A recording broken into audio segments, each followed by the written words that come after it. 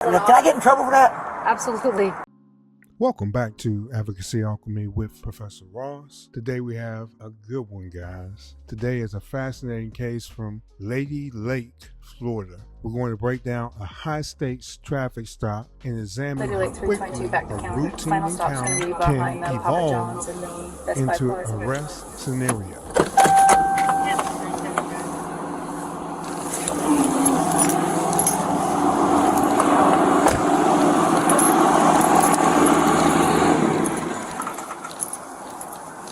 Sorry for taking. I didn't know if I was supposed to pull over back there or not. You're good. Okay. All right. Hands up. Thank you. Driver's license, registration, insurance. Okay. Thank you. You got any weapons in the vehicle? I don't think so. Okay. So whose truck is this? Joe Michaels. I'm an employee. Okay. So this tag does not come back to this vehicle. This tag's not assigned to any vehicle. Well, I don't know that. If you look, I'm a construction guy, so I do. Oh, hands up. Okay. Sorry But about as the driver of the vehicle, you're responsible for it. You have to make sure that it's legal. I don't know all Which is why I'm that. going to ask you for your insurance, your registration She did as it all. She well. did And it. she's okay. Great. I work right, not trying to turn fast toward you. Right here at Lady Lakes, we're putting the pot bellies on. Okay. Yeah. What is that? What kind of restaurant is that? It's Sandwich Shop. I've been working cool. there for 5 months putting that place on. It's kind of like Subway. Yeah. Oh. It's All right. It's open Saturday or And we're open Saturday and Saturday. Wednesday. No, get my updated one. I don't have your updated one. Sure. That's all Give I me 1 have. second, please. I don't know what the information on truck is. I don't know that stuff. You know. Well, good thing you got her with you, huh? Well, we've been there, like I said, for 5 months, and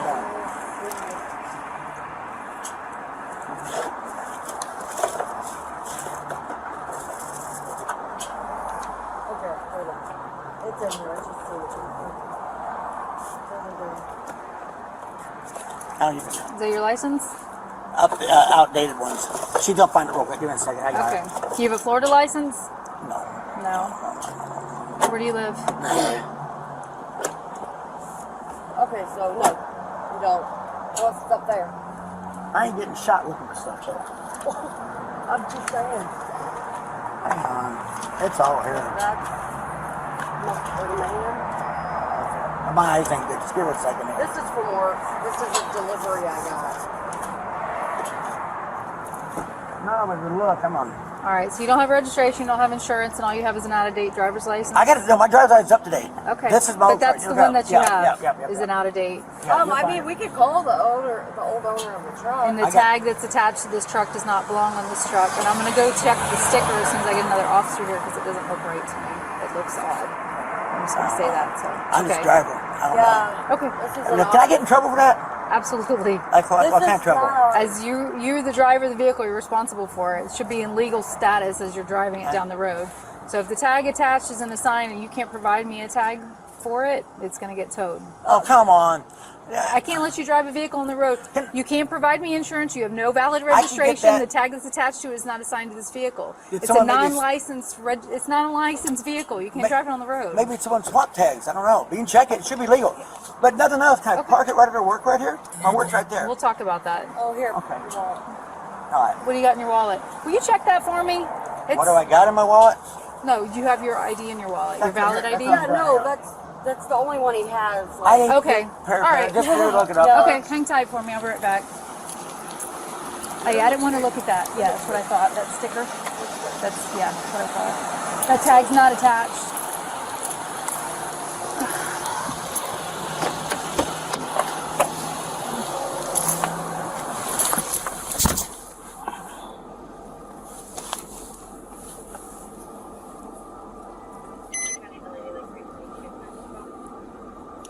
Go ahead.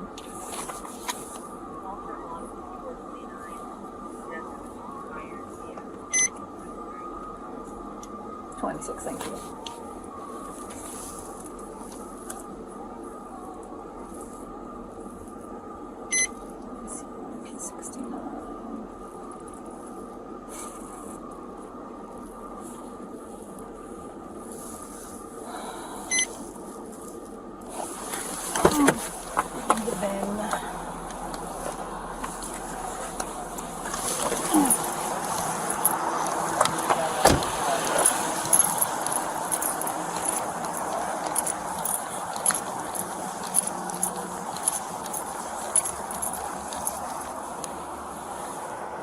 No pin. Go figure. Open your door. Right here, this explains why It was a wreck truck. Whoever operates It with was the. a total truck within a There's other places where the vin's at. Yeah, I know that. All right. I'm not So trying to we're tell gonna nobody. have to find it on the vehicle. I need a VIN. Right there. Okay. Is there any weapons or anything like that in the vehicle we should be aware about? There could be, yes. I don't know. That could be. Cause I always got a gun, but I don't know if I Alright, brought go it. ahead and step out in the vehicle. That's why I won't touch nothing. I'm trying to tell you waggle. I didn't know. So I asked you that earlier if you had any weapons in I the didn't vehicle. know. You told me Like- no, and now you No. said I could have a gun. I don't know. Okay, but I don't- Ma'am, you get back in. Okay. You get back in. We're gonna deal with you one at a time. Okay, you're fine. You're fine. You're You fine. want both of them back there? All right. Walk back here. Just sit up against the bumper and box the key. I got. You can sit on the bumper and just box Okay, the you're key. fine.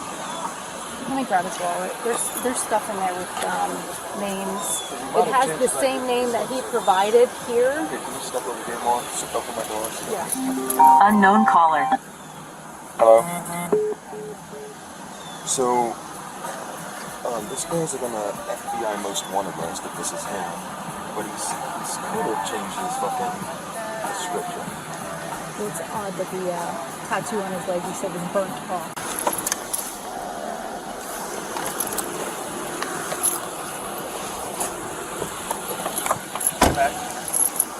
Mr. Long, one more thing for me. Can you turn around and lift your shirt? Show this officer your back, please. All the way. There you go. That's good. Nope. Oh, I'm sorry. What do you want to do? Come on. Slide the arm out. Slide this arm out. There you go. Hey man, put your arms behind your back. What? Put your hands behind your back. All right. All right. Stop I'm not fucking moving. pulling I'm from not me, pulling okay? nowhere. Not- Back the fuck Stay up. back. Stay Back back. up. fucking Stay cuss back. at me. Stay back. Stay back. I have had back surgery. you.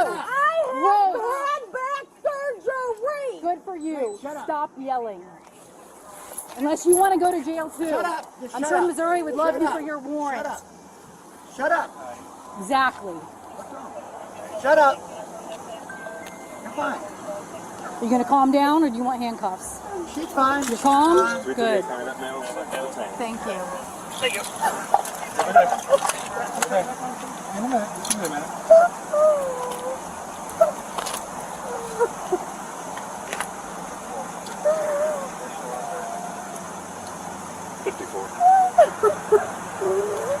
Thumbs over your head. Alyssa, do you have someone you can call to come pick you up?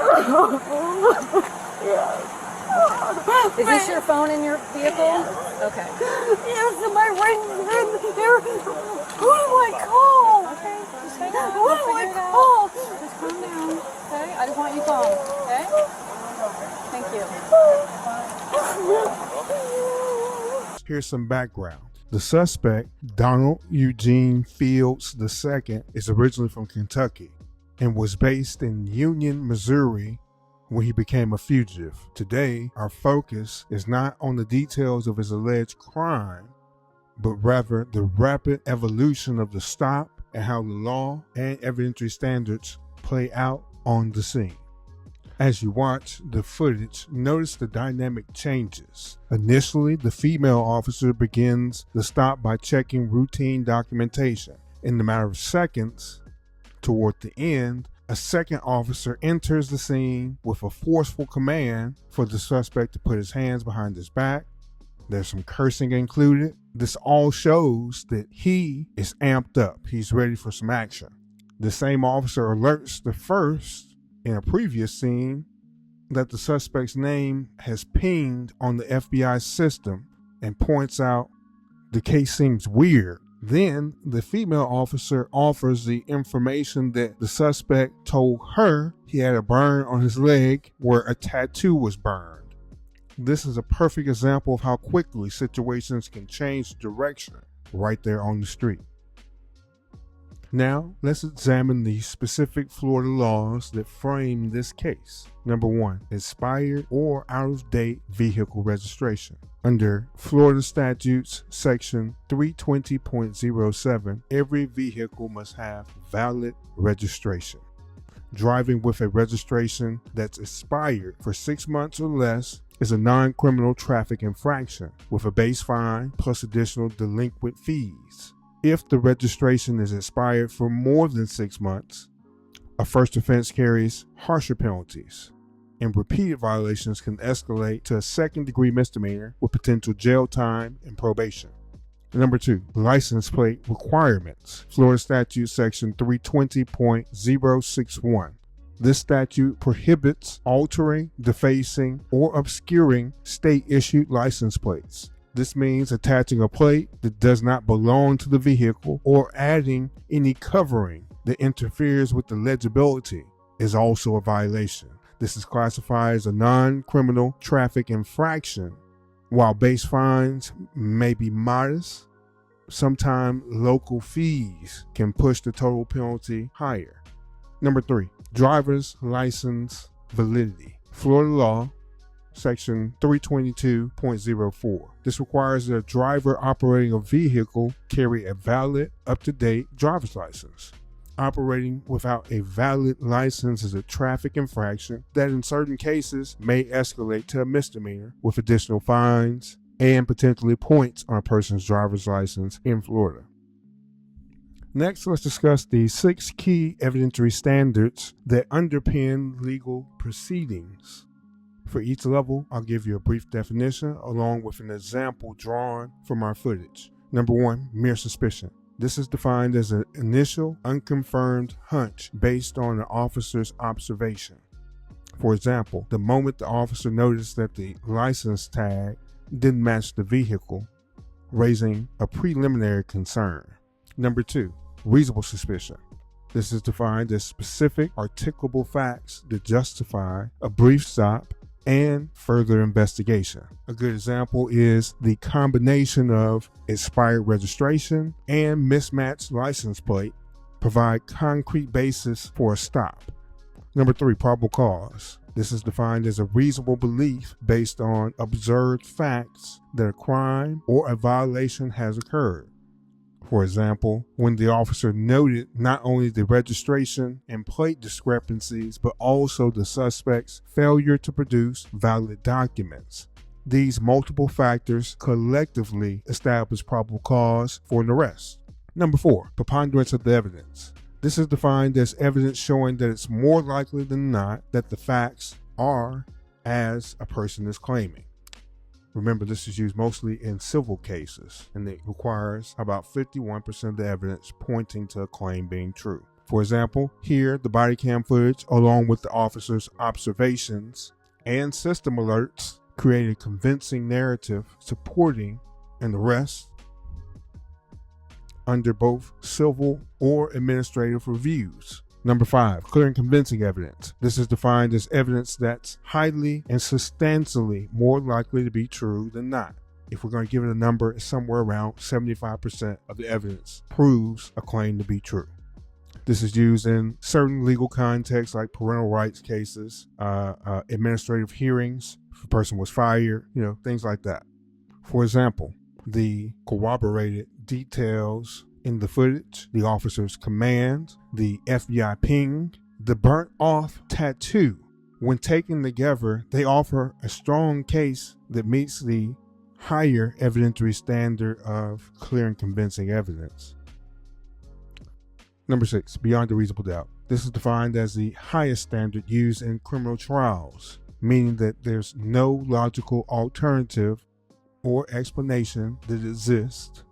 This requires anywhere from 90 to 95% of the evidence pointing to a person being the culprit that committed a crime. For example, in trial, a jury would need to see the complete body cam footage, and they need to hear testimony to corroborate that footage that leaves no plausible doubt about the officer's actions during the stop. These standards form a hierarchy to ensure that every level of evidence is thoroughly examined before a legal conclusion is reached. Let's shift our view for just a second to the jury perspective. When a case like this goes to trial, the jury is tasked with evaluating whether the evidence presented meets the required standards. They will consider the consistency and the credibility.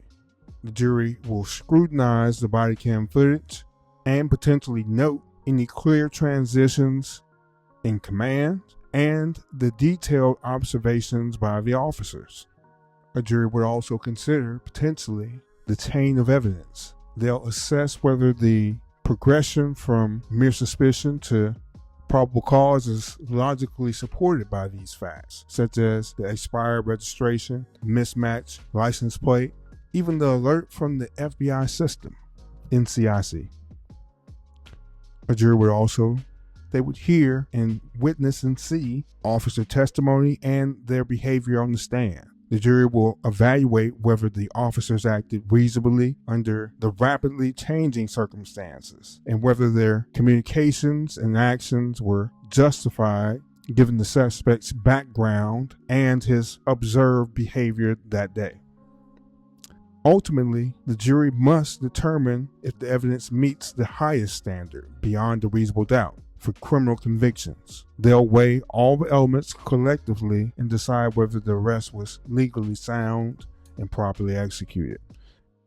In conclusion, this case from Lady Lake, Florida, not only illustrates the legal requirements for vehicle registration, proper license plates, and holding a valid driver's license, it also showcases the rapid change from a routine stop into a complex arrest scenario that can happen. By understanding the 6 evidentiary standards and considering how a jury might evaluate this evidence, we can begin to see the importance of good communication and adherence to legal protocols in law enforcement. Thank you for joining me as we looked at this case with various dynamics that really hinge upon a good stop initially. If you have any questions or if you'd like to discuss this further, please leave a comment below and subscribe for more insights from Advocacy Alchemy. I'll see you tomorrow. Remember, this is Advocacy Alchemy and I am Professor Ross. Everyone have a good day.